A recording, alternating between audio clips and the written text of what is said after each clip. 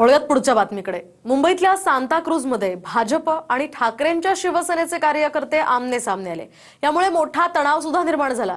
कामगार युनियनवरून झालेल्या या वादानंतर जोरदार आरोप प्रत्यारोप सुद्धा करण्यात आले। पाहुयात नेमकं काय घडलं।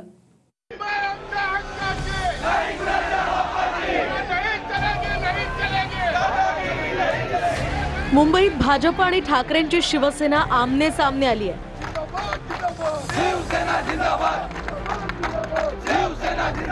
यावेळी दोन्ही पक्षाच्या कार्यकर्त्यांनी एकमेकांविरोधात जोरदार घोषणाबाजी केली। यानंतर तणावाचं वातावरण निर्माण झाल्यानं पोलिसांनाही बंदोबस्त वाढवावा लागला।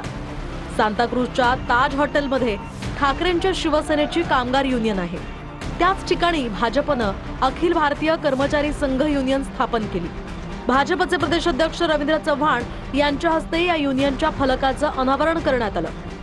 दरम्यान कामगार नसतानाही जबरदस्तीनं युनियन स्थापन केली जात असल्याचा आरोप ठाकरेंच्या भारतीय कामगार सेनेनं केला।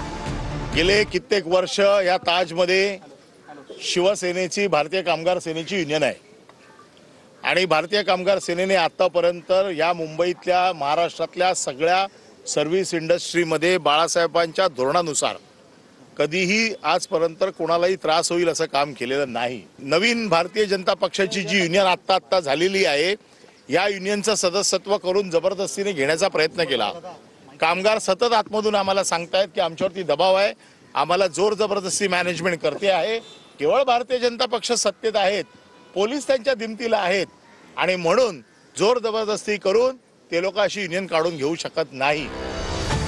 नगरपंचायतींच्या निवडणुकीनंतर महापालिकांच्या निवडणुकांची घोषणा होण्याची शक्यता आहे। मुंबई महापालिकेसाठी ठाकरेंच्या शिवसेनेसह भाजपनंही कंबर कसली आहे। त्याआधी या दोन राजकीय पक्षांमध्ये कामगार युनियनवरून वाद पेटलाय।